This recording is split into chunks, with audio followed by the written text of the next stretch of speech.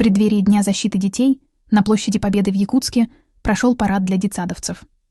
В так называемом шествии «Живет Победа в поколениях» по Строевому плацу прошли 656 малышей из более чем 40 детских садов Якутска.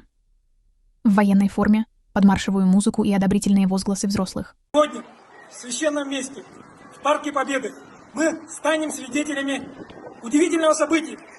656 воспитанников дошкольных учреждений города Якутска пройдут торжественным маршем, нарядные, в новой форме, отдавая дань памяти героям Великой Отечественной войны.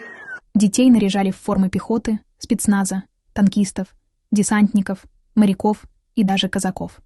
А затем провели конкурс военной техники, сделанный руками дошкольников, родителей и воспитателей. Среди игрушек — танки, грады, подлодки и зенитно-ракетные комплексы. Никто из зрителей даже не попытался задать вопрос, что мы воспитываем в наших детях. Привыкание к милитаризму с детства — опасный путь. Это путь, где детям внушают. Война — это долг, героизм, игра, но не кровь, слезы и смерть. Где техника убийства становится поделкой на конкурс, а военная форма — нарядом для парада. Ребенок, который с малых лет марширует под гимн, завтра уже не задаст вопросов, когда его позовут защищать Родину. Он не будет сомневаться. Он уже привык.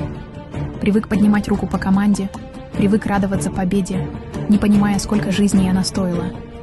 Это и есть цель государства — вырастить не свободного человека, а покорного солдата.